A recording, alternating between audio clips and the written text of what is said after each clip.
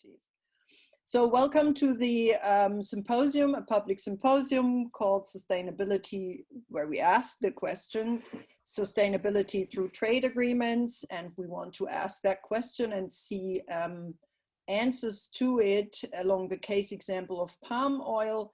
And we have two experts who will introduce that discussion and the topic to us.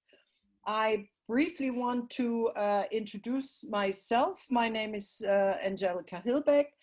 I am a senior lecturer and researcher at the Swiss Federal Institute of Technology.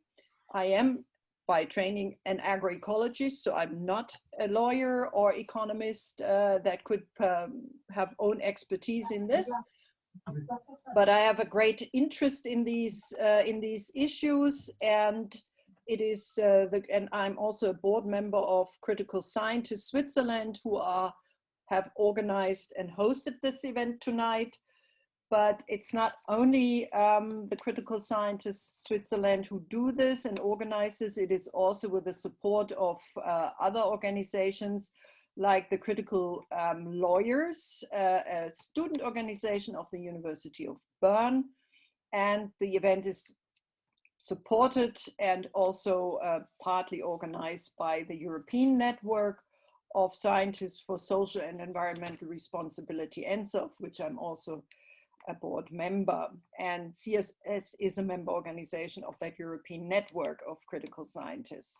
So this just for setting the stage and the scene, who the people are who organize this and where we are located. So we are located for now in Switzerland, but we will move across the globe to the other side of the globe actually, because we will tackle the question of whether sustainability can be reached through trade agreements along the case of palm oil. And the trigger of that is that Switzerland currently is negotiating a trade agreement with Indonesia.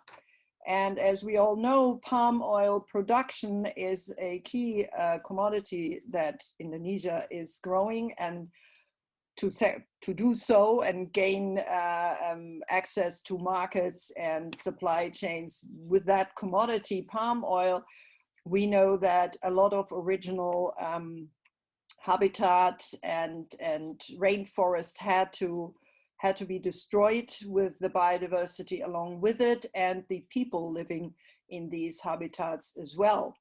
So this has been a controversial issue all along, to what degree that is acceptable or not, or to what degree negotiations, trade negotiations like the one we're dealing with right now in Switzerland, are a suitable tool to address these issues of environmental and human rights violations, for example, that come along with these production forms. So that's roughly the setting. Another setting that is more of a Swiss significance is that along these questions of corporate responsibility of human rights and for environmental violations, law violations, Switzerland just has passed a what we call an initiative that was launched from the population, the Swiss population, and brought to election just recently on the last weekend of November. And it was to introduce a law at the constitutional level of Swiss law about responsibility and responsible business behavior following the laws and rules as they apply in Switzerland, also elsewhere in the world. This has been a remarkable process and initiative, as it has had several record-breaking traits. For example, it was broadly supported by a number, I think the number was something around 130 Swiss-based organizations, church-based, environmental rights-based organizations who were behind it. The fundraising was enormous. The debate, the public debate, was as well enormous and very broad. And in the end, it turned out that it won the popular vote. So I'm happy to report that the majority of the Swiss people have voted for it, even though that majority was slim. It was 50.7%, but still that was a remarkable win. It did not go through because they did not win the popular votes in a majority of the Swiss cantons, which is by law required for such an initiative to be accepted at the constitutional level. So in the end, it was kind of a win and a failure to win. And this is kind of the background in front of which we are going to discuss now, because we now are back to the point where we have to try to get corporate responsibility into trade agreements. And my question and our question to our experts tonight is, what do they think? How reliable or how likely is this that we can deal and configure human rights violation, environmental law violations into such trade agreements, given also the fact that the majority of the Swiss people would support such trade agreements that have strong and effective rules in it that make sure that human rights and environmental rights are being obeyed. So that's the setting. I don't want to say more about this. I would move forward and explain the process to you. The process is as follows. We have two experts who will inform us in brief presentations of 10 to maximum 15 minutes from different perspectives. I will introduce the speakers in a moment. You have a chance for clarifying questions you have, simply clarifying questions to each of the presenters for a few minutes afterwards. But please reserve overall questions of content for a later debate. We will have a plenary discussion then following both presentations. We have an hour and a half. That should be plenty of time to discuss with you whatever question or input you still have. You have various options of making your contributions. You have a chat function at the bottom of the Zoom, and you have a Q&A section. Also, you find the symbol at the bottom of the Zoom for you. You can use either one for posting your questions and comments. I will read your comments and questions in particular later on and post them for you to the speakers and to the general, to the plenary. The rules are following. The sessions and the presentations and the speakers are recorded. You see that little button of recording in the left upper corner of your screen. You will not, your question, your name, you must write your name in the Q&A and the chat. We will not ask questions from people who want to stay anonymous, but we will only use your initials and not read your full name for the questions unless you explicitly want us to do so. And that is not recorded. However, if you have also a chance to, as far as I know, I think we can make this happen. If you want to make a verbal statement, you can notify us that that is what you want. And I hope my technical backup here will be able to then unmute you and allow you to the video to come on, but that will then be recorded as well. So just that you know. All right, I was just told it works that you can make a verbal comment. So if you wish to do so, you can. You must just indicate that in the chat or in the Q&A, but again, you will then be going on record. All right, with that, I think without further ado, I will move and introduce to you our first speaker of tonight. It is Dr. Elisabeth Bürgi. She is by training a lawyer. She is an attorney at law. She is currently a senior lecturer of law and sustainability at the Center for Development and Environment at the CDE. Called CDE in abbreviation, at the University of Bern, and I had the pleasure of serving with her, together with her, on the board of directors of a large Swiss-based development organization called Bread for All. So we go back many years now. So Elisabeth, with that, if I missed something, you're free to introduce yourself to it, but the virtual floor is yours right now.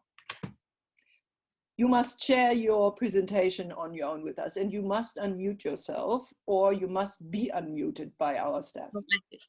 Is it better to share the PDF for the PowerPoint PDF? I try with that. Okay. You can share, I guess, whatever you wish on the screen. Yes. Do you see it? Yeah. Mm-hmm. Yeah. Okay, just a full screen mode. Okay, you see and hear me then. Okay, good afternoon. I can hear you. I hope everybody else does as well. And if not, I hope they would let us know. There is right now, just to inform you, we have a total of 45 participants right now. Okay. That's great. It's hello everybody. Good afternoon. Good evening. Here, at least in Switzerland, it's evening. It's a pleasure to be here and to be on this panel. It's a bit a shame that I can't know who you are, but hopefully I will learn later in this evening. My light is not very bright, but still I hope you see something. So the presentation is more important than my picture. Thank you, Angelica, for presenting me. Just a few additional words on what I'm exactly doing. So I'm based at the University of Bern as a legal scientist, but I usually work with other scientists from other disciplines on sustainable development related questions, north-south questions, etc. My specialty is policy coherence for sustainable development, economic policies, how they relate to sustainable development, etc. I've worked for years now on trade issues, and I try to look at what happens in the trade field, how it's framed and newly framed, etc. How trade arrangements should be framed from a sustainable development perspective. But I try together with my colleagues to look also at the impact of trade arrangements we have in place. And regarding this agreement, Switzerland, together with the EFTA countries, which include Iceland, Norway, and Liechtenstein. So this is the group of the EFTA countries. They have already negotiated an agreement, a new trade agreement with Indonesia. It's called SIPA, so this means Comprehensive Economic Partnership Agreement. This agreement has already been concluded, and what is interesting for us, at least in Switzerland, that there will be a referendum on this agreement next spring. So this will be the first referendum since, I believe, 1972 in Switzerland on a trade agreement, and this is why there is more public scrutiny than it's usually the case with trade agreements. What is especially discussed with regard to this agreement are the palm oil provisions which are included in the agreement. Since these provisions are quite, they apply a new approach. Yes, and since they apply this new approach, which I have, for example, as a legal scientist, advocated for many years, I was asked a year ago, more or less, to do a study on this agreement to check how it's included, etc. And this study is here, but it's in German, so for those who understand German could be interesting to read that. The study includes all the details of the agreement as regards palm oil and the sustainability chapter included in the agreement. I have just published another article in English on where, together with a colleague, we compared the Indonesian agreement to the Mercosur agreement, which is currently not yet entirely concluded, but Switzerland and EFTA countries have negotiated with Mercosur countries. What is important to mention, when you look at an agreement from a sustainability perspective, here, for example, in an Indonesian agreement, of course, it's important to look at the palm oil provisions or the sustainability chapters. There are many other sustainability relevant provisions in the agreement, like intellectual property provisions, provisions as regards access of financial services to the market, etc. I did not look at these provisions since this was not the mandate. So if you ask yourself whether the agreement is sustainable, you should look at all the other provisions too, not only at the palm oil provisions. But today the palm oil is kind of what is mostly discussed, and I'd like to present what is in the agreement, how I assess these provisions, whether it's a good or bad idea, etc. And I'd like to say a word on what is needed in order to make the basically good idea, what I find a good idea in the agreement, to make it a good in implementation, that it's effective in implementation, whether this is possible or not.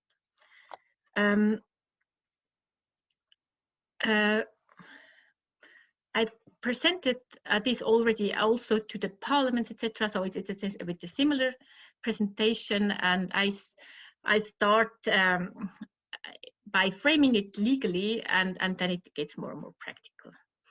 So in Switzerland, we asked ourselves whether this agreement is in compliance with the Swiss constitution. And what is quite interesting for Swiss people and the Swiss public is that we have this new provision in the Swiss constitution, is Article 104 AD, saying that the Swiss government should provide for cross-border trade relations that contribute to the sustainable development of the agriculture and food sector.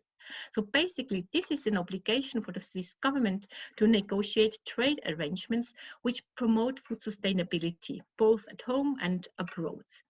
And here now the question is that the case with palm oil as regards palm oil production in Indonesia? I mentioned here a research project where, which I lead as SNF-funded research project, which deals with this question, what that exactly means and could mean, if you're interested. So some data on palm oil, it's a bit, the first data a bit old, but still more or less correct. So Switzerland imports about I'm not pretty sure whether this is still entirely correct, but it doesn't matter so much. It imports about 30,000 to 40,000 tons of palm oil, and most of this palm oil comes from Malaysia, not from Indonesia, and just a little amount of palm oil comes from Indonesia. And now, of course, in the trade negotiations, Indonesia was interested in getting more out of this cake. So EFTA countries and partner countries, they negotiated some tariff quota. They include a variety of concessions, so lower tariffs, but to a limited extent within a certain quota. And you find this all in my study, so for which kind of palm oil, how much, etc.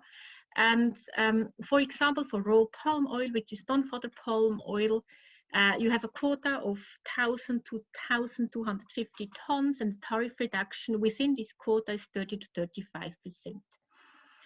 And so this means the tariffs go down for this amount of palm oil from Indonesia. And yes, with the idea that then it gets easier for Indonesian producers to export to Switzerland and EFTA countries. Some economists, they even argue that this price differential, which you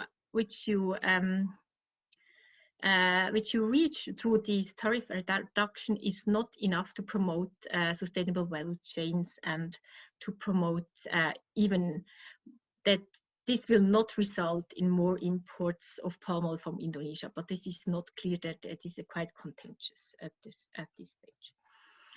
So what does there is a discussion in Switzerland whether this tariff rate quota would impact on the rape oil production in Switzerland, since we also produce oil in Switzerland. The Federal Council is of the opinion that there might not be major impacts, and the Federal Council of the government of Switzerland assumes that there would rather be trade diversion away from Malaysia, so that Malaysia would lose part of the cake and Indonesia would step in. But this is unclear, and at the moment it's also unclear whether there will be an ex-post evaluation. If I was a politician, I would ask for an ex-post evaluation once this agreement is implemented, in order to understand better what happens and has happened. So no. But what is more discussed is not only discussed whether an increase in palm oil imports from Indonesia will impact on the rape oil sector in Switzerland, but also whether this increased import, what kind of dynamic would this support in Indonesia? And what is interesting in this agreement is that for the first time, Switzerland directly links imports to production standards. So it does not only include the sustainability chapter, which is a bit far from the trade concessions which are given, but for the first time, the EFTA countries say, okay, you get tariff preferences, but under certain conditions. And these conditions are which are put in here under Article 8.10 of the agreement. It's a very small footnote because usually the countries didn't like such kind of constructions, but they did so, and you find these footnotes in one of the chapters, and it says that you can only benefit from this tariff rate quota if these conditions here under 8.10 are complied with. I will come to these conditions afterwards, but you can briefly read that for yourself.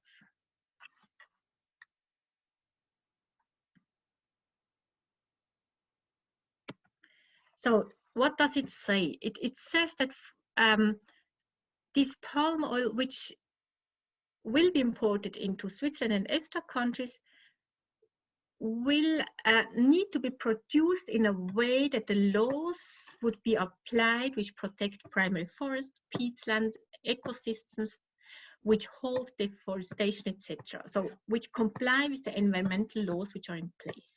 And at the same time, then palm oil needs to be produced in a way which respects rights of local indigenous communities and workers.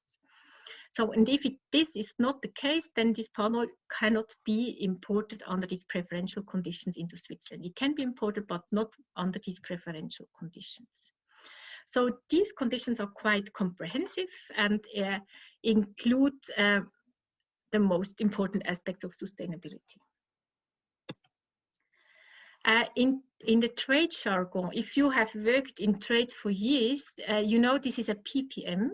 A PPM, as we call that in the trade jargon, and a PPM is a state applies a PPM if it treats a product differently depending on the way of production. So the production behind this,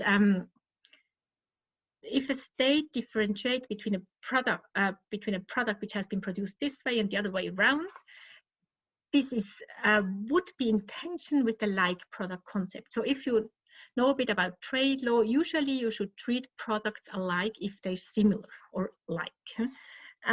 But environmental lawyers for years, they have asked states to implement PPMs, and states were reluctant to implement those. And this is here the first time Switzerland did so. They really said, okay, we can do this differentiation and we can look at the production process behind. So this approach from a sustainability law perspective is really very innovative and interesting. The approach as a PPMs, you find them increasingly applied in timber, fish, biofuels, in the climate and trade debate they promoted, etc. Sustainability science, they usually argue we should go in this direction and make sure that the state also differentiates, not only private sector, but the state also differentiates between what is more and less sustainable.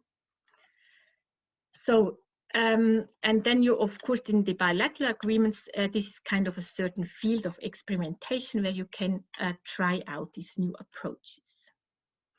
Then there is another interesting chapter in the agreement, is the cooperation chapter, saying that, okay, we have these tariff preferences, these preferences in place, but they should be combined with development cooperation and knowledge transfer, etc. But the extent needs to be defined. So this idea from a theoretical point of view is quite interesting. At least if you have worked in trade law for years, then you're really surprised and you think, okay, this is now really an interesting approach which should be followed and closely looked at. But of course, the value of the approach, as always, they stands and falls with the way of its implementation. So how will that approach be implemented?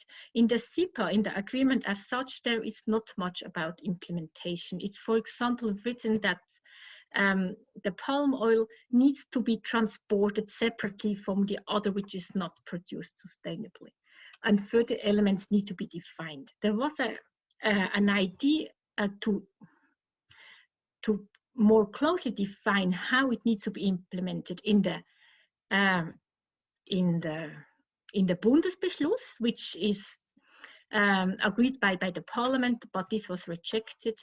And at the moment, the government is formulating an ordinance more concretely defining how this rule should be implemented. This ordinance has not yet been issued, so we cannot discuss this ordinance at this stage.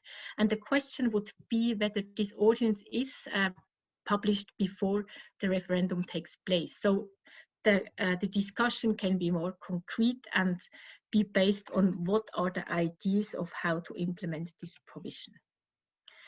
So which aspects need to be considered when you think of a good implementation of these criteria? Ideally, you have somewhere out there ecologically and socially sound production systems which already exists and they're credibly certified, and importers can just rely on that. For example, if you think of the organic label in Europe, this is more or less the case. But with Indonesian palm oil, it's much more complex, as many scientists being familiar with Indonesia have told me. There are these existing standards like the RSPO, the ISPO, but they have certain issues. So on paper, the RSPO standard, which is the most prominent standard, is the Roundtable on Sustainable Palm Oil standard, and the ISPO is kind of the Indonesian version of the standard. They're quite nice, they're comprehensive, they include most of important social ecological dimensions, etc. There are some minor gaps, but they're not so significant. But in reality, as lots of scientific literature suggests, there are many deficits in implementation. There have been lots of displacements of indigenous people, small-scale farmers, deforestation, soil erosion in the fields, also in fields where palm oil has been certified. So,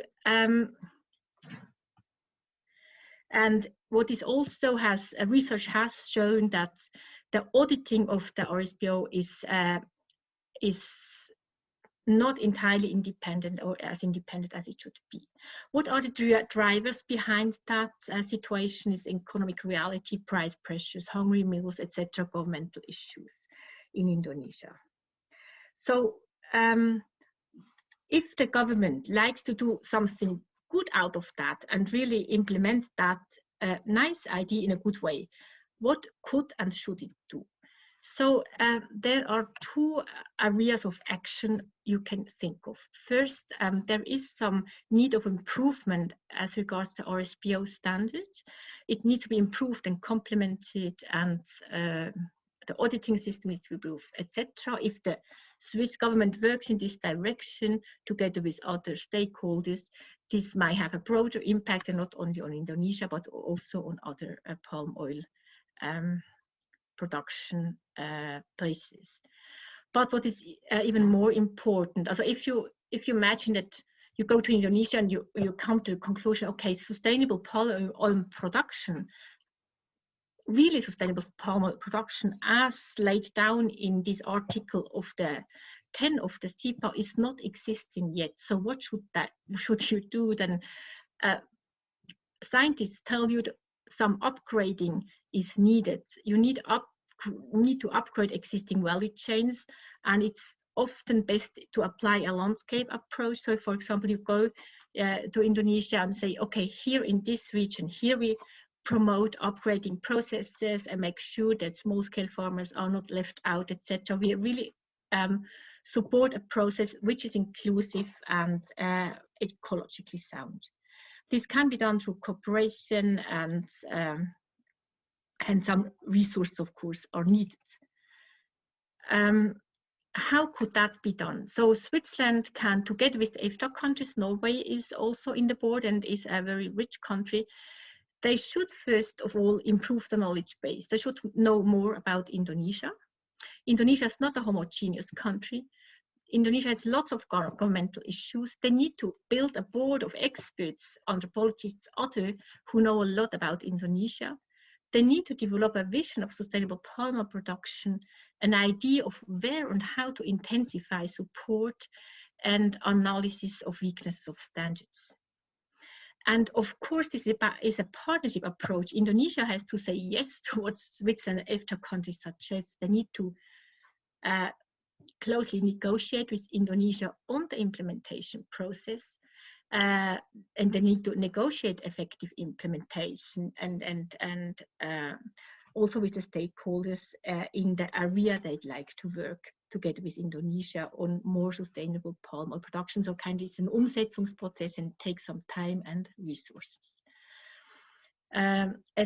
This process needs to be accompanied, according to my understanding, by a roundtable of experts who have an idea about the situation, and from academia, but also civil society and economy and the companies who are involved with.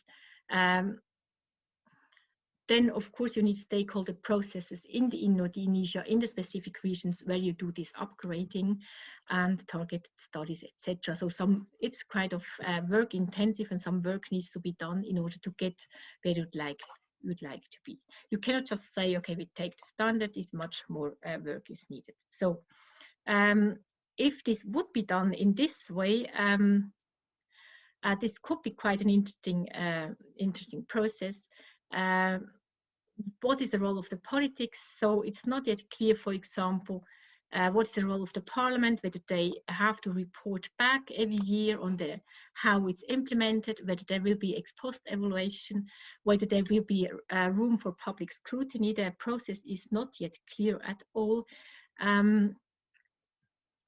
But it very much depends on this Verordnung, what is in this Verordnung, and it should be published, I believe, very soon, but I'm not informed about the time frame. Yeah, so I would just recommend not to just say, okay, this is a bad agreement or a very good agreement, but to look close at a really interesting approach, at least from a theoretical perspective, which has been chosen there, but to look more closer at these ordinances, and to also come into the process and ask for being able to accompany the process and by pushing for some inclusive elements in the process. So this is from my side. Thank you. Thank you very much, Elisabeth. That was already quite tough food for thought here right now. I give you the chance of asking clarifications questions. I have one question in the Q&A. I'm not saying the name, but the name is there. JGU is asking, given that Indonesia is a heterogeneous country, and given that this is the case for most oil palm producer countries, then is it really useful to have a vision of sustainable palm oil? Shouldn't we have various visions according to the diverse realities? Mm-hmm. Yes, of course. Is this a clarification question, or can we keep this for the broader discussion? I'm not sure about this one. Of course, this is what I put here is a bit simplified. Of course, if you have a real discussion on the situation in Indonesia, then you might come to the conclusion that you have different regions with different who look very differently, and the issues are different, etc. And yeah, but this needs to be developed together with people, with experts who know the context very well. Okay, but I think we may come back to the broader issue of heterogeneous environments versus uniform kind of rules. There is another question in the Q&A by NR. It's asking, is the PPM just for Switzerland or for all EFTA? It's for all EFTA countries, yes. Okay. Well, as I understand, it's mostly discussed now in Switzerland since we have this referendum. Yeah. Okay. I'm not sure whether people in Iceland or Norway know about this PPM. Yeah. Okay. Mm. All right. There seems to be, for now, the questions of clarification. So given the fact that you have taken a little longer than 10 or 15 minutes, I will now swiftly move to Dennis Richard. Dennis, I'm not sure, Richard, if I'm pronouncing your name correctly, please forgive me if I don't. Dennis is a political ecologist. By first training, he was, as I was told, an agronomist for many, many years. He worked as such at the international level. Then he did a little bit of a career change, added a PhD in sociology to it, is today mainly busy with analyzing and looking into food supply chains. He is serving as the vice president of Swiss Aid Geneva office, and he is also on the board of directors of Swiss Aid. With that, Dennis, if I've missed something, or like Lisa, you are welcome to explain your background in more detail. But the virtual floor is yours from now. You have to do now what you practiced earlier. Do the sharing, screen share, and choose your presentation.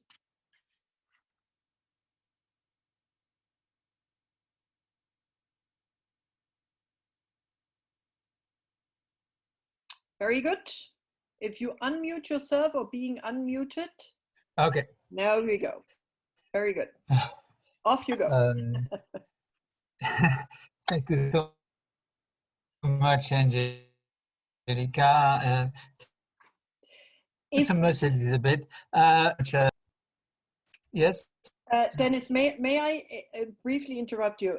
Your connection, your internet connection is very unstable. I would suggest we do it that you turn off your video. Usually that helps because we have your screen. I hope the screen does still stay if you turn off your video. Okay. And we hear you and you lead us through your presentation just without your image, and then you come on later. Do we hear you? Yes. Do you see? Very good. Good. Yes, let's try this. I hope it's more stable then. Thank you so much. Okay. Just to explain a little bit about me, just to explain why I'm so happy about this conversation, is that countries, Indonesia, Guatemala, West and East Africa, at different levels in the United Nations Environment Program, where set up the environmental governance. But then after also in the field with different NGOs, years I was in fact linked to Indonesia, where I was working for a local NGO called Paneco, and we really try to stop the deforestation through palm oil. And that's why through all this career, first as agronomist, I discovering environmental policies or international policies, but how they are really implemented. And that's why I did this other career at the same time as working, just to really understand what is the logic behind all these agreements and why we really fail to have impact on the ground, because we really fail. After 25 years of career, I can tell you the biodiversity loss is still the same. It remains at 1% a year in developing, in the tropical countries. But then despite all this political or social or technocratic arrangement, we cannot say that we have achieved a lot. And therefore, that's why I worked for the last 10 years trying to understand the gaps. And it comes then to the next slide, where I have different articles that I can provide later, this last 10 years exactly about the topic we're talking about. And I will do a presentation in 4 parts. The first is why we have this issue about trade. Is really we need to understand altogether this global palm oil supply chain. Second thing is about the producer. You know, we talk about producers as a large group, but in fact, we need to exactly understand who they are. And the third is about sustainability. What do we mean by that? And fourth, we'll then conclude why we talk about things, but in fact, in practice, we mean other things. And the first thing is then, what is this global supply chain in palm oil? And we need to understand that it has developed very fast this last 20 years, but not before. And it's really a request from the demand side for the agricultural, industrial food and cleansing agent and the agro-fuel. And you can see that in Europe, it's raised, you can see a little bit, but in fact, European countries, even Swiss countries, don't really like palm oil anymore. They would like to have a bit of less of it, especially in the food sector, but it's still raised because of biofuel. Then there is still raising demands here in the Western countries, but it's especially due to biofuel. And here we are, the different products with palm oil. And why the agro industry really likes palm oil these last 25 years, when in fact it was not a main crop before. He liked it for different reasons, long conservation, but the main thing is because it's cheap. Then when you understand that is the reason it's cheap, you really understand later the logic that at stakes.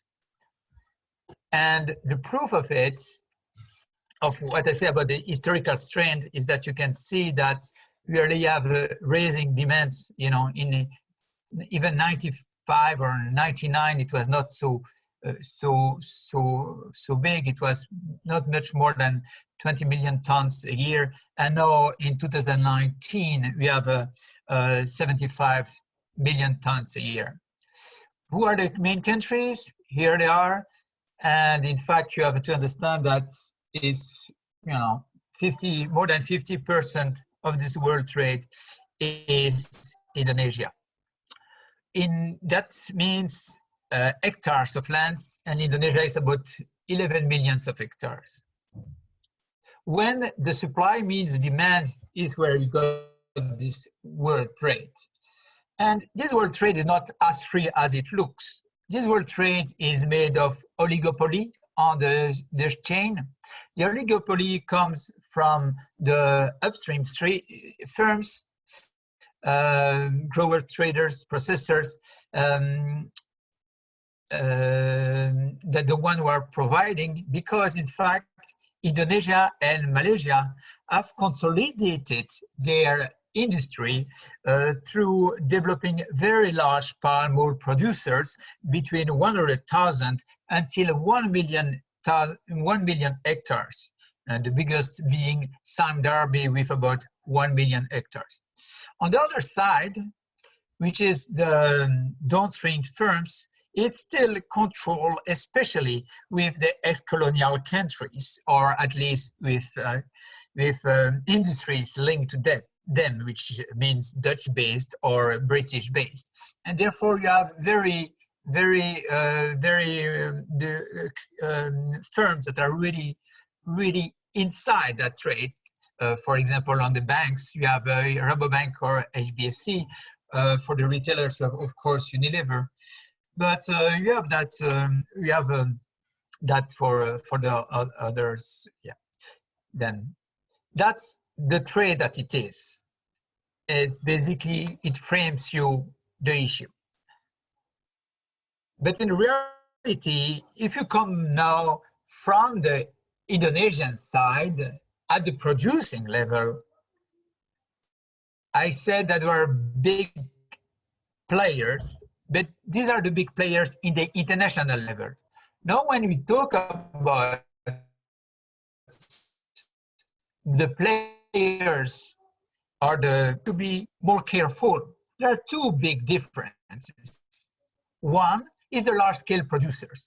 Large-scale producers are, in fact, organized around large estates. An estate is about 4,000 hectares. It's with a mill. The mill is very important because when you have collected the fruits, you really need to process it very well and very fast within 1 day. If you don't do it, you lose the quality of oil. And after, it's exported. These 4,000 hectares of estates are then joined together, and they created these palm oil producers. Therefore, the big palm oil producers are in fact networks of the different estates. But at the same time, we have smallholders, and smallholders are really important. Indonesia, they are about half of the hectares, and most of the farmers, in fact, because you need a bit more smallholders per hectare than farmers for the large-scale growers. And these smallholders, they typically only manage 2-3 hectares, and they are in different schemes. Either they're independent or independent. But anyway, in both systems, we need to understand that the smallholders produce another oil. They produce normally this red oil. This is the original oil made of palm oil. This original oil is in fact a red oil that is full of vitamin A and vitamin E. And but the structural problems of these smallholders is that they don't control the mill. As I explained before, the mill is critical to have an oil that you can then get neutral, and then you can export further. Therefore, these actors are eliminated from the international trade. Or if they are within the international trade, it means they need to sell their products to the mill that is controlled by large-scale growers. And therefore, in that system, they are depending on the large-scale growers, where they only can sell their fruits at very low price to these large actors. Third issue now is, what do we mean by sustainable palm oil and their structural shortcomings? And therefore, we need to get back to know, what do we mean, in fact, by sustainability, sustainable development? Sustainability and sustainable development comes as a word in 1987 by Brundtland, which is this idea of a development that is respectful of our common future. It's a development that is, in fact, respectful from the other humankind and our environment. Is only what it means. In 1987, there is not this idea of economic development, because when you set up the idea of sustainable development, you have this idea that economy is within the society. Economy is not a separated issue. And that comes the talk. When you take the original meaning of sustainable development, you're in fact thinking about social adaptation. You are talking about maintaining social diversity, maintaining cultural diversity, and maintaining at the same time biodiversity. And why? Because there is a clear and direct link with biodiversity and cultural diversity. And here is an example I could have found in Indonesia. Is the same. Indonesia is an extremely diverse country about ethnicity, about cultural diversity, about biodiversity. And it's the same thing you can see in other tropical countries. The more countries are socially diverse, the more they are biodiversity diverse, the more they are culturally diverse. This is just a structural issue. But What happens in the 90s until now, it has been sold another myth of sustainable development, where sustainable development is now digested.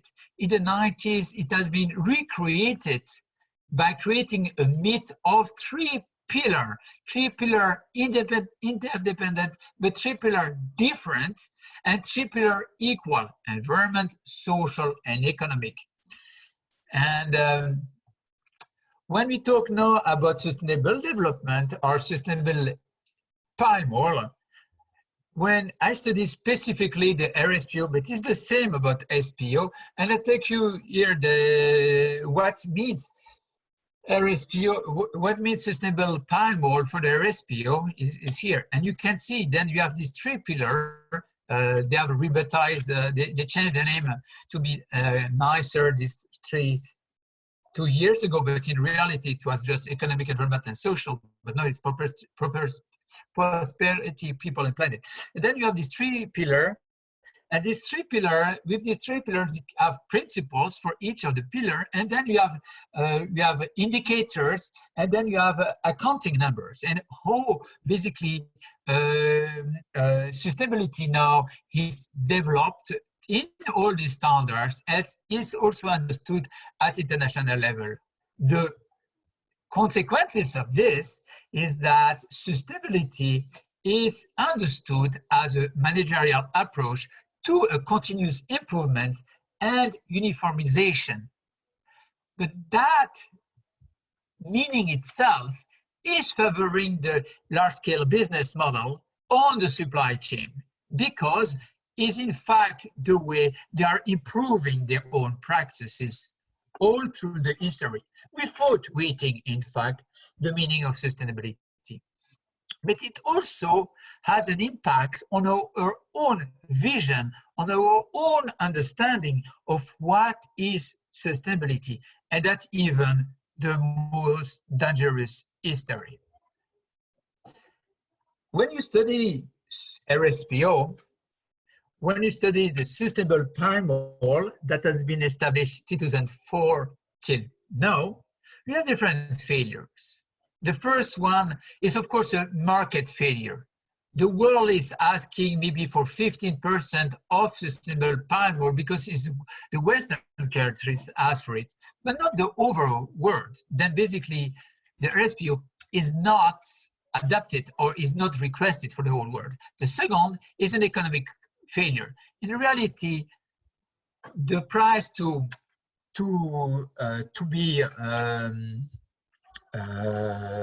be certified is too costly for the small actors, and therefore small producers, small-scale actors don't get certified, and only large-scale actors of 100,000 hectares to 1 million get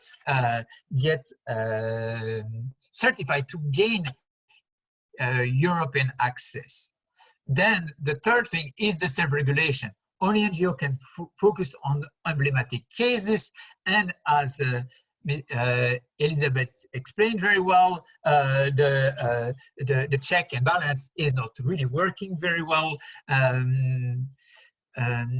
The third and the fourth one is that this overall system is not embedded in local and national policies, and therefore, indeed, large actors make some improvement, but small actors are not interested by the sustainable palm oil, and therefore they are below the radar. And as I said before, the managerial discourse is maybe the main things. The issue related to that, to develop and have invented the sustainable palm oil for between 2004 2020 has the consequences as such. First, only about 80 large-scale producers are certifying around 8 million hectares, and they're certifying as sustainable, but in fact to reach the Western market, being the European and the American one. And secondly, within the country, at local level, nothing has changed much. And the palm oil the palm oil expansion and local destruction still remains. Then the issue we can see is that how is it possible that we have this voluntary stress standard that is existing and developing, and even people thinking that is a very good idea when it doesn't reach its goal. And we need to understand, in fact, that as a territorial process where different actors on the supply chain, and that's why I said to you, it's so important to understand the one who are winning and losing on the supply chain. That was the first step. The one who are winning and losing on supply chain created, in fact, a territory through the meaning of sustainability. And this has interest for them because it controls their reputational risk at lowest cost. And they find also a mechanism to counterattack critiques. And therefore, it's quite obvious that the most exposed agro-business firms based in Europe, like Unilever, Nestle, and others, they are very happy about the sustainability standards, and they really want to embrace it because they have a mechanism to get away from critics and not to change their system and to have that at quite low cost. But how do they achieve this territorialization? This territorialization is in fact achieved through two mechanisms. The first one is strategic. The strategy means that these actors on the supply chain that are dominant create the rules that are the best for them within thinking about the other actors, especially the local small orders. And the second is about a cognitive system where they impose us the meaning of sustainability, which is in fact structurally difficult. The result of that is this transnational territory made of frontier, historical connection, internal coherence with managerial practices and discourse, with prime beneficiaries and marginalized people. And it's where that, well, don't want to lose too much time, but I've explained who are the winner, but you need to understand as a conclusion who are the loser. The loser in all of these are in fact the local people. They are marginalized. And why? Because their own vision or what could be sustainability is totally vanished, is totally discarded.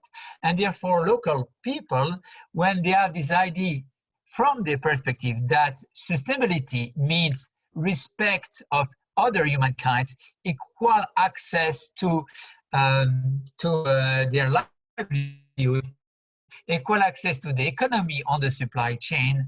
There's also respect for the environmental, respect for the forest. In fact, all of these is totally taken away from the discourse, and in fact is put completely aside. And that's exactly the structural issue, is that the core issue about what is even sustainable development, and therefore what is the role of the small owners, what is the role of these marginalized people in all the supply chain, is totally eliminated from the whole discourse and practices.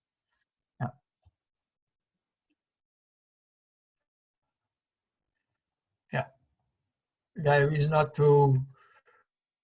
Therefore, just to finish on the conclusion, as I said, sustainable trade agreements are not neutral, and they give a false understanding of what is sustainability. They marginalize fundamental actors, which, as explained, on one hand are the local producers, but on the other hand are also the consumers in developed countries. And And worse than that, people don't really realize, but they also have impact on local development in southern countries, even destabilizing local politics and local models of territorial development. Therefore, as you can see, I'm a bit critical on all these trade agreements and how they are developed and set up. Thank you very much, Dennis. Another very dense and very informative presentation. Thank you both.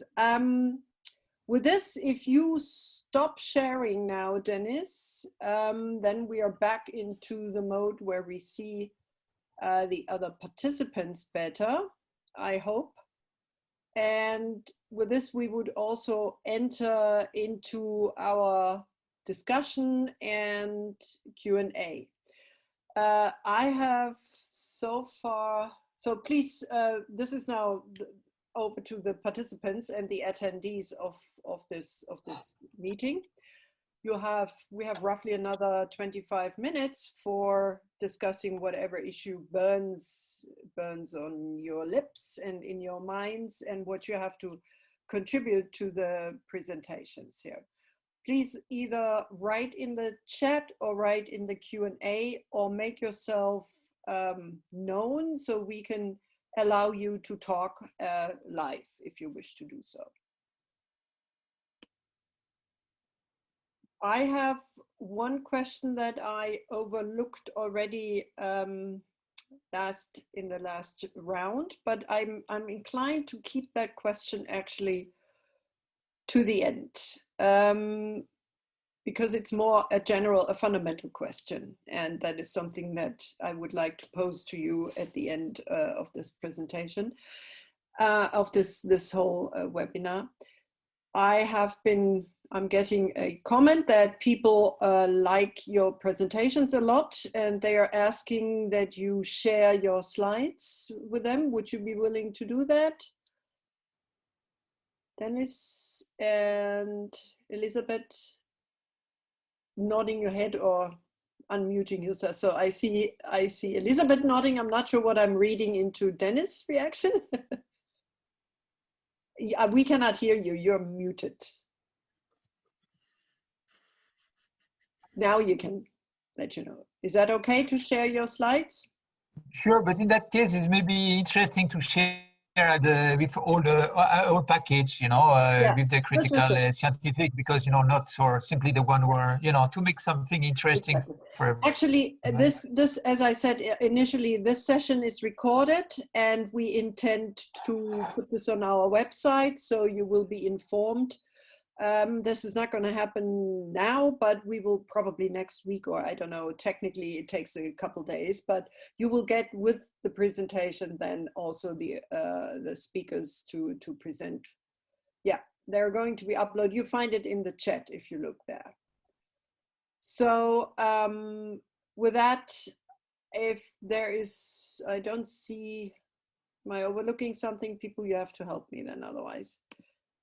Okay, here it is. A person MP is asking Dennis, what would be the better alternative to this kind of trade agreement in terms of sustainability? What would you suggest instead if trade agreements aren't doing their job? What would do?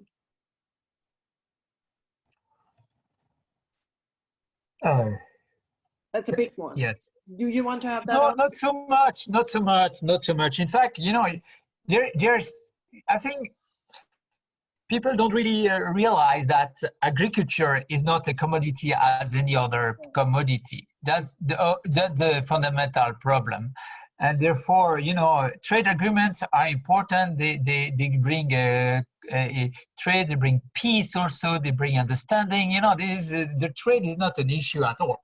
The issue is really more about the commodity we are talking about, because if you develop palm oil on large scale, for example, in Indonesia, what people don't understand is that this piece of land is taken away from local people. And this piece of land, basically they could have developed agriculture in other way. And therefore the problem of in the different countries is that we really need to all together redesign our food sovereignty. It's not possible that we develop palm oil at large scale and it goes for biofuel and for the car industry in Europe. It's as simple, you know, in 50 years, people will say that was just insane. It's not possible. People are starving, you know, at local people, they are just, you know, Indonesian people are really poor, you know, and when you have this palm oil development, you say, oh, it's a good idea. It's not really a good idea. Why? Because at local level, the local farmers is totally unskilled development. It's just about palm oil. It's just not something that is very skillful, will develop any skills. You know, you have to understand the situation where he is. And after he cannot even eat this palm oil, he needs to sell it to a trader that he doesn't even get the most of it. Then basically the problem is really our understanding of trade and our understanding of what is food sovereignty and how we can develop food sovereignty in a more decentralized manner where everybody and different regions can really benefit from it. Right, right. I personally totally agree with that. And while I don't see many other questions here, I take the chance to add my own take of this. What I also already thought when Elisa was giving her presentation and giving the rules, you know, like these PPM rules, process and production methods, and saying you link your production to standards on how you should do this. It is kind of, it struck me like completely illogic in itself. You are demanding, because that's what we're about, we are demanding a standardized, uniform commodity for industrial purposes primarily to be produced in the primary forest or where? I mean, how do you want to protect primary forest? Because you cannot produce that standardized commodity in a primary forest. It's automatically, you have to chop trees down if you want to produce the standardized commodity. So it's completely illogic in itself that this is not possible if that's what you want to be doing. So an economic frame thinking you can solve environmental and ecological and social and cultural issues by just writing something in the law, although these things are mutually exclusive. If you want a commodity, you must chop down trees. And if you want a commodity to a good price, you automatically stimulate the demand, which means you will chop down more trees. So this is kind of completely incoherent in itself and shows that economists and lawyers are thinking about something that's not in the process of ecology. But Elizabeth can answer to that. And now are coming some more questions, but Elizabeth, you can say. Yes, thanks, Angelica. This is very provocative, but this is not. Yes. So if it's this the case that it's not sustainable and it should not get tariff preferences, you know, this is not what is saying in the trade agreement. It's just how I argue. There was a study, as a city was doing a study together on behalf of COOP on integrated palm oil production in African countries. There are other ways of palm oil production which are more integrated. They might not happen in Indonesia so far, as I understood. But there are other ways of, if I, for example, would have written the agreement, I would not have talked about palm oil, but a basket of products from high-value regions where you include small-scale farmers and they get better access to foreign markets if they'd like to have so. So, you know, understand that trade is not, the question is not whether, for years, poor countries were asking to have access for agriculture products on our markets. For years at the WTO, this was the question. We need a better access to European markets for our agriculture products. Both small-scale and large-scale farmers were asking that.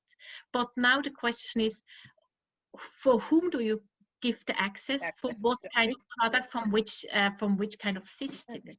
And if palm oil could be produced in a more sustainable, integrated way in certain landscapes where you have other products you would also buy if the people would like to sell, etc. As you showed, that the small-scale farmers also producing palm oil. Of course, at the moment we are not there at all. The mills, or I know this mill problem, the hungry mills. We have studies on the hungry mills in Indonesia, etc.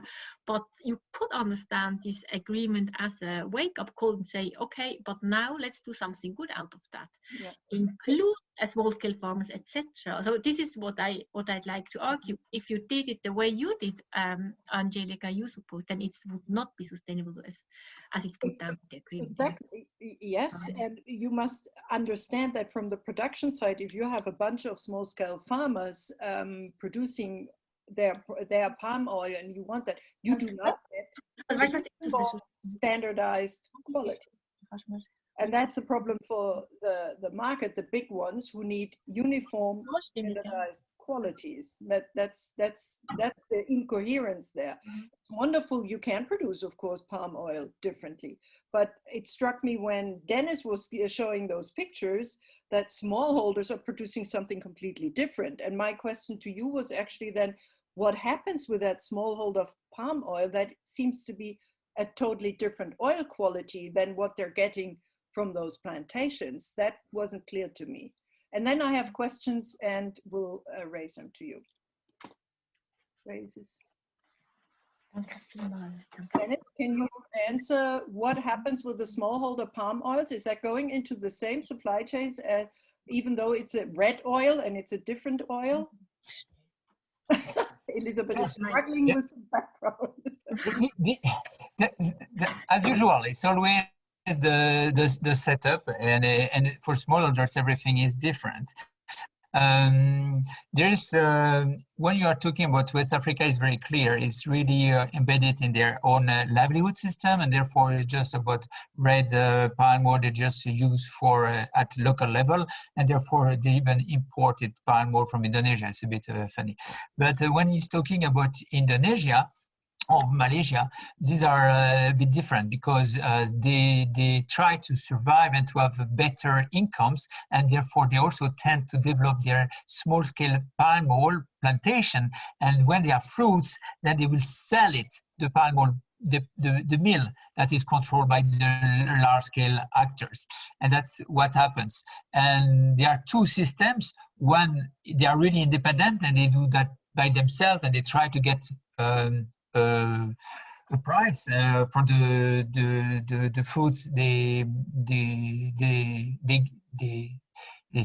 give, or that they don't give, they sell to the mill, or they are within the scheme of the mill, and in fact the large-scale companies set up different smallholders and provide technical advice to the smallholders, and then they will sell or in fact that case more provide the fruits to these large firms that has helped them to set up their own system. That's the two main systems. But at the end of the day, they don't control, and that's exactly the problem.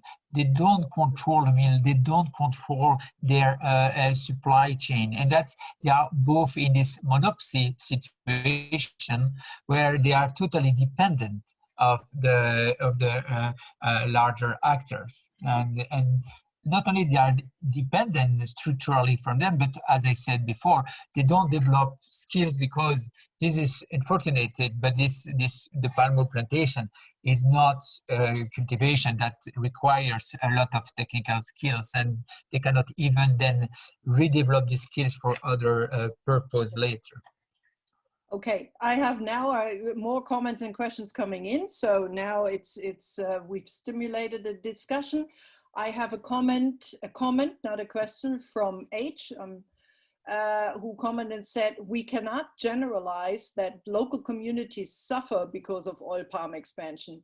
Also, the well-being level may vary, and he is citing Santika et al. And two papers from Santika et al.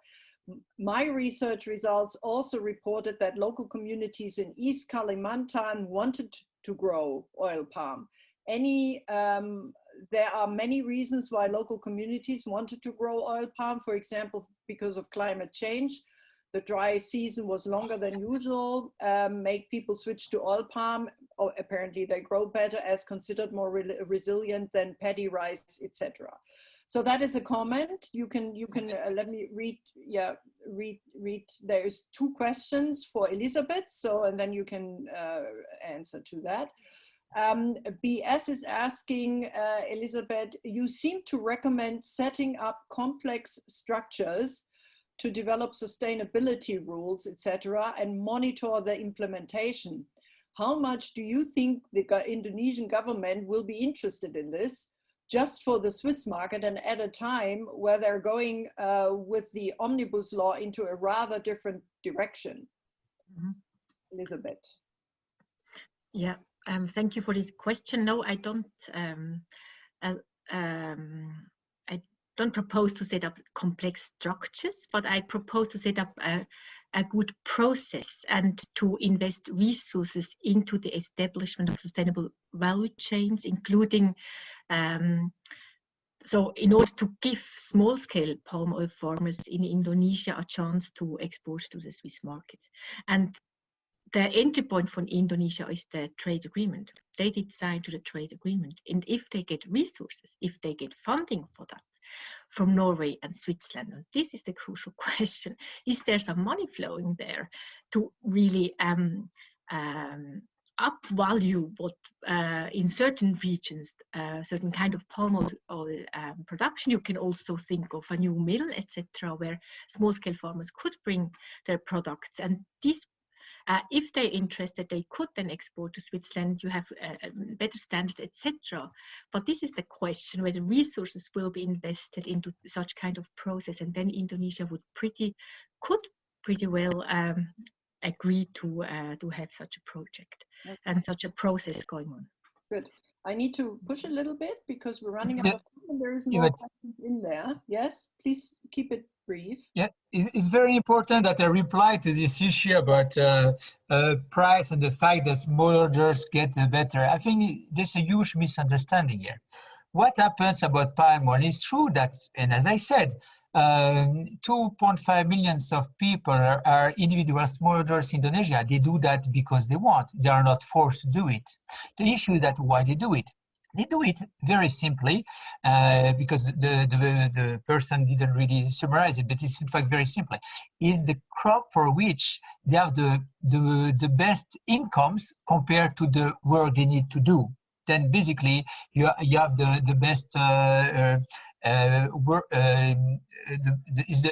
the best you can do, but at the same time it still remain very low because it's a tree basically that grow for 25 years. You need to work on it, and you can have some incomes quite sure because it's predictable the whole year, and therefore this crop give you incomes more or less for 10 months out of 12, then you can have something. It's very important, that's why it's developed. Where I criticize it is not there. What I criticize it is more fundamental, is the fact that these smallholders that provide these foods, they hardly get money for what they do because they give only some fruits, they don't control the mill, they don't control the value, they don't control the expansion, they don't even do the first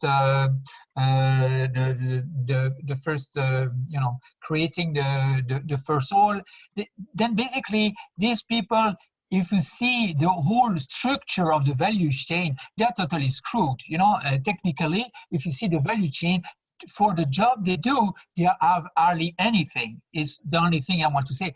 And the other thing is that because they do palm oil, their crops is only through expansion. If the palm oil becomes very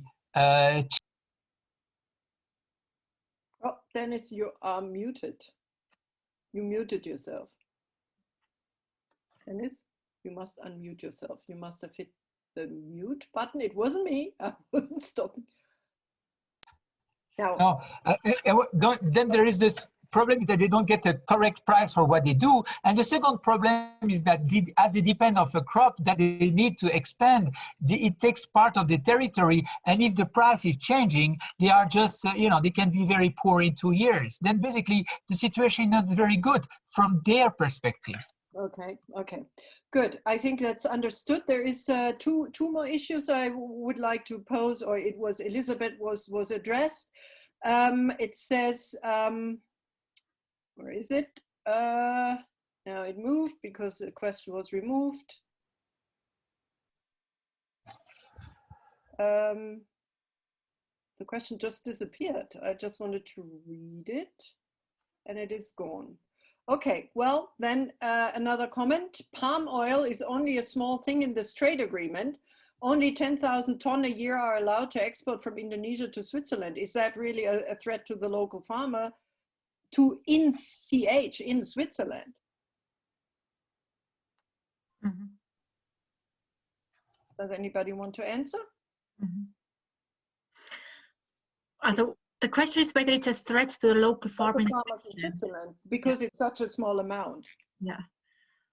I don't think so. I think the quota are limited, the preferential quota are limited, and this is how the Federal Council argues. They say the farmers in Switzerland, they would not produce less rape oil afterwards, but it would just lead to a trade diversion, that you would rather import palm oil from Indonesia than from Malaysia to a certain extent. But this is not clear, and there is at the moment no ex post evaluation foreseen in the process, which would be helpful. Okay, another comment by JGU. Focusing on the process is something interesting, and I shared that this could be a way forward, but the polarization around palm oil is quite big and set.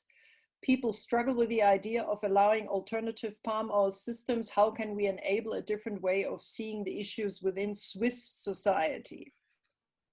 Brief answers. We only have 5 minutes to go, and there is still a few more. I know this is a big question.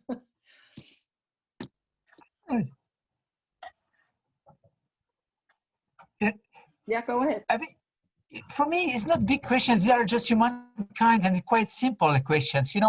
We could promote things that we do ourselves. You can see in Switzerland, the people have basically 20 hectares at most, and then basically Indonesia, why they should be 4,000 or 5,000 hectares displacing people? Then basically, if we are talking about the same, we need to talk about the equivalent. Then how can we change the frame? Is that really, I think, really refocus on more the smallholders, what they do? Is it really for their livelihood? Does it improve their commodity? Does it really respect the forest?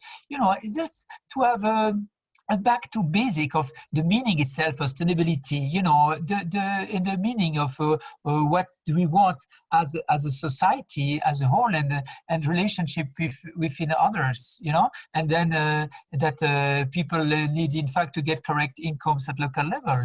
That's simple like this, and therefore you can rethink the trade and rethink the sustainability itself from that local perspective. Otherwise, it's just simply not functioning, unfortunately. Thank you very much. So the remaining questions here are largely around two issues. People tend to be rather pessimistic, as KS says, that an import of sustainably produced palm oil can actually be possible. And they are grappling with the idea of, so is a solution to possibly to avoid palm oil altogether? There was another comment where they said, can we live without palm oil? Can we replace palm oil? Should we just get away from it? Or would it be an idea for Switzerland not to put palm oil into the trade agreement with Indonesia, but instead to include other various commodities that would allow to be produced locally by small producers and therefore respect the culture and the environment diversity? Another one was along the same line, politically reduce, eliminate the use of palm oil. Do I understand correctly? Is that the way forward you are promoting? And TG is asking, how can we develop sustainable, ecological and socially just palm oil production? who has to be involved, and could that be at the international or level or a transnational process? I think this is largely the perspective. So where can we go? If this doesn't work, what would it take instead as a way forward? Because it doesn't seem to be possible within that existing frame that we have right now that you can truly produce sustainable palm oil. Is that correct or not? Yeah, of course. The frame the frame has basically institutionalized a system that cannot work, as simple as that. But that's the reality, and what we can do is just to understand that, and then and we need to acknowledge the situation, and then if you want to, we need to talk more about the issue about, as I say, agriculture and food sovereignty, and then we need to know what do we really need to trade worldwide about it, and then to redevelop more at local level here also. What we talk about our own agriculture, which one do we produce here, which one do we import, and there in Indonesia the same thing, and therefore of course some can be traded, what we can produce cannot produce ourselves. But if you want to trade it, then you make sure that you are the locals on both sides included, which means here the consumer and there the local actors. Otherwise we never go towards any type of equity, and as simple as that. We just basically continue this asymmetry of power in the name of sustainability, which is exactly why I found it even more dangerous, is that at the name of sustainability, we just continue processes that are basically established since colonial time. You have to understand that we just continue issues that are simply existing and that were established by the Dutch. It's as simple as that. Right.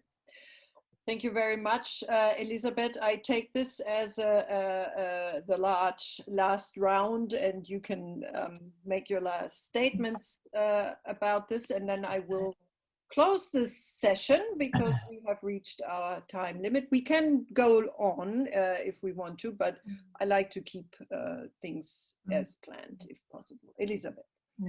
Yeah, I fully agree with the commenter and Denise that the problem is the focus on the specific product of palm oil. Yes, if you really would support kind of sustainable trade relations between Indonesia and Switzerland, you would need to talk about a basket of products, of processed products, which can be traded between both countries, and which kind of make a shift from this post-colonial way of trading towards a new way of trading. But no trade might be a huge problem too. When, for example, the EU restricted palm oil imports by putting down the limits for putting up the limits for biofuel, this in the biofuel law, and then a lot of people protested in Malaysia and Indonesia, both small-scale and large-scale farmers, because they say, at the moment, this is our livelihood. So this is not as easy as that. And usually the poor countries, they're pushing for agriculture, for better opportunity to export agricultural products to our countries. And this should not be forgotten. I think there must be somewhere something in between. Of course, in Indonesia, you have a huge local market also to be developed in a better way. But here, just this entry point I think the entry point of the Indonesian agreement is the interesting one. And there should be a follow-up process with public scrutiny, etc., to see what will be done with this provision. And if there's some pressure to do something good out of that, why not try and take this opportunity? Okay, thank you very much. There are no further questions and comments coming in. We have reached the time. What I hear from you saying is we need trade agreements. There's nothing wrong with trade agreements, and there's nothing wrong with trading. It's just within what framework and what conditions do you place them, and do you give actually a choice to the other side? Are you dealing at equal levels with the partners at hand, and are you inclusive or are you exclusive and focusing on specific your interests? With that, I think if there are no urgent further needs for expressing yourselves, I would say this was a very interesting evening. Thank you very much for sharing. It must be really late now in Indonesia or in the Asian part of the world. So for that sake as well, I want to keep this and close it so that everybody can share and enjoy the evening. Thank you very much for our technical support in the background. Thank you to the speakers, and I think we will repeat interesting public events like this. So you will find this this recording of this event at some point on our website, including the presentations. Thank you.